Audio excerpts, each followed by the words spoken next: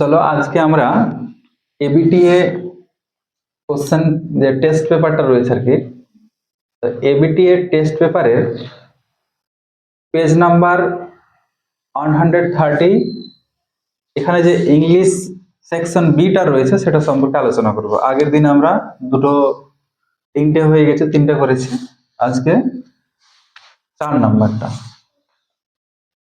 তাহলে প্রথমে দেখছি write the correct alternative to fill in the blanks. শূন্য স্থানগুলো পূরণ করার জন্য সঠিক বিকল্পটিকে লিখতে বলছে। তো একবার পড়ে নি। As sirens was echoed have echoed across national capital. Emergency response teams have sprung, was springing into action for coordinated mock drills was holding at 55 locations in Delhi. আচ্ছা, প্রথম কথা হচ্ছে যে এখানে কি কোনো ফিউচার টেন্স বা ফিউচার সেন্সে কোনো কিছু বলা হয়েছে? আমরা দেখতে পাচ্ছি না যে ব্র্যাকেটের মধ্যে যে সমস্ত ভার্বগুলো রয়েছে সেগুলোর কোনো একটা ফিউচার আছে, সেটা নেই। তাহলে অলরেডি এখানে দেখো যে বলেছে অ্যাট 55 লোকেশনস ইন দিল্লি। দিল্লিতে কি হচ্ছে 55টা লোকেশনের 55টা জায়গায় অনুষ্ঠিত হবে বলতে পারছি না, কারণ ফিউচার নেই। তাহলে অবশ্যই হয় বলতে পারবো না, কারণ ডেট তো একটা দেওয়াই আছে, ওখানে ডেটেড করা আছে, পাস্ট টেন্স আছে। তাহলে এটা অনুষ্ঠিত হয়েছিল, তাহলে কি করতে হয় আমাদেরকে? হেল্ড। কি হচ্ছে তাহলে এখানে? হেল্ড। আচ্ছা, বাকিগুলো কি হবে এবার বলো? As sirens echoed, as sirens echoed across national capital, emergency response teams sprang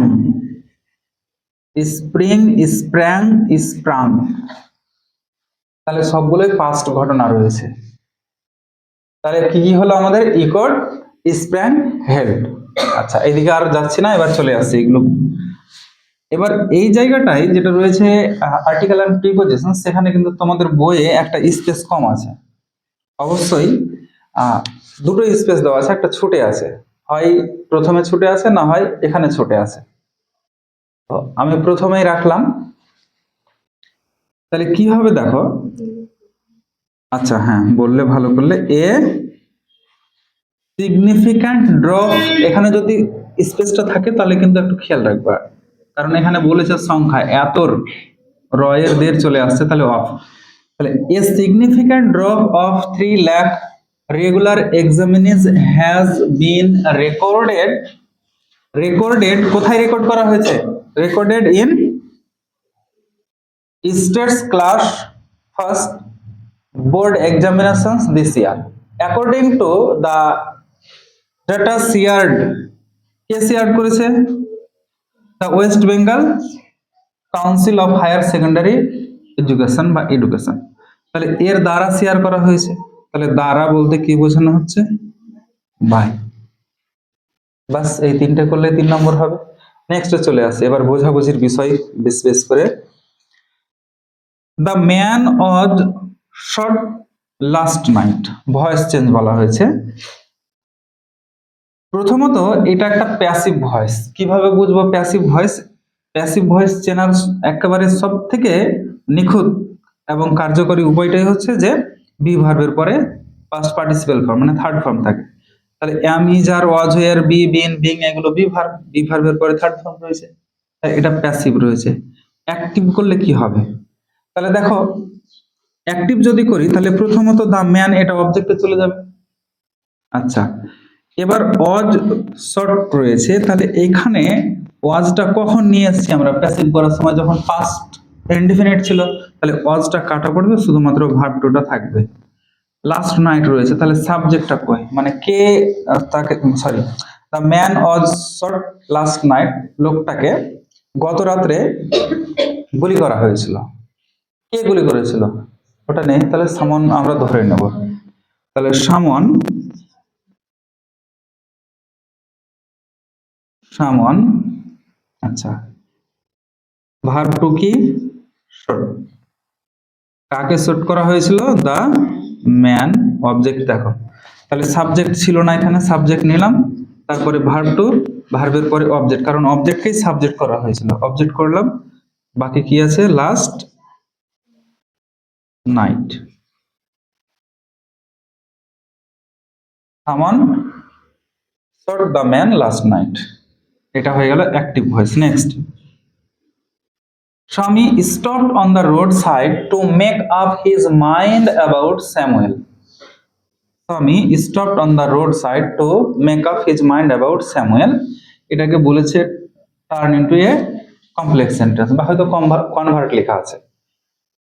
তাহলে মূল কথা হচ্ছে যে এই সেন্টেন্সটাকে কি করতে হবে? এখন কমপ্লেক্স সেন্টেন্স করতে হবে। তাহলে আমাকে বলো যে এই সেন্টেন্সটা কম্পাউন্ড নাকি সিম্পল সেন্টেন্স?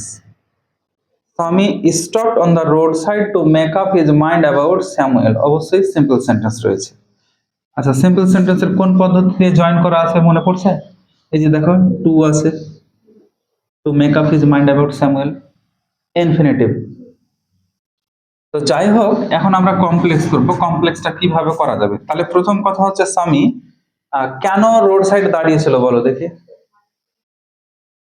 কারণ সে স্যামুয়েল স্যার সম্পর্কে একটা সিদ্ধান্ত নিতে চেয়েছিল। তাহলে because he wanted to make up his mind about Samuel. তাহলে আমরা লিখে নিই আগে, স্বামী stopped on the roadside. স্বামী রোড সাইডে দাঁড়িয়েছিল কেন? Because he wanted to make up his mind about Samuel। সম্পূর্ণটা লিখে নেব ওখানে। এবার প্রশ্ন হচ্ছে, স্যার অন্যভাবে হবে না? হ্যাঁ হবে, অন্যভাবে। দেখো একটা অন্য কিভাবে হতে পারে, আমরা এইটাকে এইভাবেও তো বলতে পারি যে স্বামী রোড সাইডে দাঁড়িয়েছিল যাতে করে সে স্যামুয়েল স্যার সম্পর্কে একটা সিদ্ধান্ত নিতে পারে। তখন কি করতে হবে আমাদেরকে? যে স্বামী stopped on the road side so that he could make up his mind about Samuel। তাহলে ওইভাবেও লেখা যাবে। এবার কথা হচ্ছে, স্যার এখানে ভাঙবো কোথা থেকে? যে ভাঙাটা প্রথমে বললাম আমি, যে জয়েনিং এর কোন রুলসটা এখানে দেখতে পাচ্ছি আমরা, এখানে দেখেছি যে কি রুলসটা ছিল, টু বিহীন সেন্টেন্স প্লাস টু সহবাক্য অংশ। তাহলে এখানে এই জায়গাটায় ভাঙছে এসে, দেখো এখান থেকে কিন্তু সম্পূর্ণ আলাদা হয়ে আছে। আমরা যখন এখানে সো দ্যাট লাগালাম, সো দ্যাটের পরেও এটুকু আলাদা হয়ে গেল। Next, I said to my father, have you written anything about our teacher? এখানে বলা হচ্ছে যে আমি বাবাকে জিজ্ঞাসা করলাম, have you written anything about our teacher? তুমি কি আমাদের টিচার সম্পর্কে কিছু লিখেছো? তো চলো, ইন্টারোগেটিভ সেন্টেন্স থাকলে কি করতে হয়, অর্থাৎ রিপোর্টেড স্পিচ যদি ইন্টারোগেটিভ থাকে, তাহলে আমরাকে সেড টু চেঞ্জ করে কি করতে হয়, আস্কড করতে হয়। তাহলে আমরা লিখবো এখানে, I asked my father, I asked my father। আচ্ছা, এবার এইখানে কি করব, কমা ইনভার্টেড কমাকে রিমুভ করার জন্য আমরাকে কি করতে হয়, ইন্টারোগেটিভ সেন্টেন্স থাকলে ইফ বা ডব্লিউএইচ ওয়ার্ড, আচ্ছা ডব্লিউএইচ ওয়ার্ড থাকলে তবে ডব্লিউএইচ ওয়ার্ড লাগে, কিন্তু এখানে ডব্লিউএইচ ওয়ার্ড নাই, তাহলে ইফ বা ওয়েদার। তাহলে এখন কোনটা লিখবে? ইফ, আমি দুটোই লিখে দিচ্ছি, দেখে নিবে একটু, ইফ বা ওয়েদার একটা লিখবে কিন্তু। আচ্ছা, এবার দেখো কি বলছে, হ্যাভ ইউ, ইউ মানে কে? আমি বাবাকে বললাম তুমি, তো তুমিটা কে? তুমি সেকেন্ড পারসন, এটা তুমিটা বাবাকে বোঝাচ্ছে, তাহলে বাবা অবশ্যই পুরুষ মানুষ, তাহলে হি লিখতে হবে। তাহলে ওয়েদার হি, আমরা জানি যে রিপোর্টিং ভার্ব পাস্ট টেন্সে থাকলে রিপোর্টেড স্পিচের টেন্স পরিবর্তন হয়। তাহলে প্রেজেন্ট পারফেক্ট থাকলে পাস্ট পারফেক্ট, তাহলে হ্যাভ হ্যাজ থাকলে হ্যাড করতে হয়, তাহলে হ্যাভ আছে এখানে হ্যাড করব। তাহলে if he had written anything about, তারপরে আওয়ার কি চেঞ্জ হবে?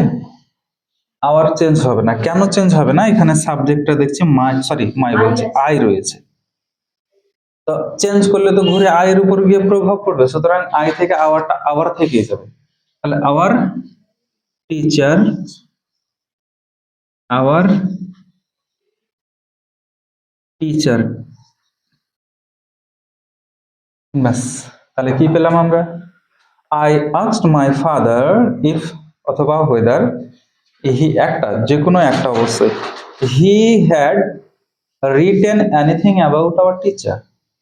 অবশ্যই যদি পারো তো ওয়েদার শব্দটাকে প্রিফার করবা, চেষ্টা করবা এটা।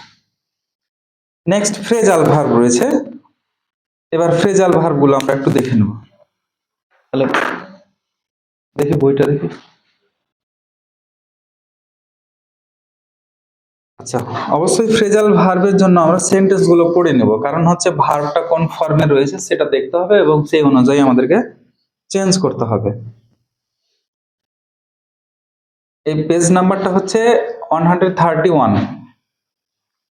I could not understand what he wanted to mean. I could not understand, এই আন্ডারস্ট্যান্ডটা কিন্তু প্রেজেন্ট ফর্মে রয়েছে। তাহলে প্রেজেন্ট ফর্মে রয়েছে, তাহলে আন্ডারস্ট্যান্ডের ফ্রেজাল ভার্বটাও প্রেজেন্ট ফর্ম হবে। Make out, make out. Next হচ্ছে উই অল শুড সাপোর্ট, এখানেও সাপোর্ট প্রেজেন্ট ফর্মে রয়েছে। We all should support our country in time of crisis, তাহলে প্রেজেন্ট ফর্ম মানে আমাদের চেঞ্জ হবে না ফর্ম। স্ট্যান্ড বাই, সাপোর্ট হচ্ছে স্ট্যান্ড বাই।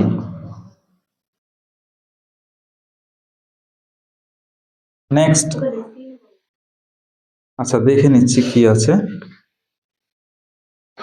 কোথায় গেল? হ্যাঁ, I have seen the word in the dictionary, এখানে সিন রয়েছে অবশ্য। I have seen the word in dictionary, এই দেখো ডিকশনারিতে শব্দ খুঁজে পাওয়া, এটা কিন্তু অবশ্যই লুক আপ। যেহেতু সিন রয়েছে এখানে পাস্ট পার্টিসিপল ফর্মে রয়েছে, তাই আমাদেরকে লুক শব্দটারও পাস্ট পার্টিসিপল ফর্ম করতে হবে, যেটা হবে লুকড।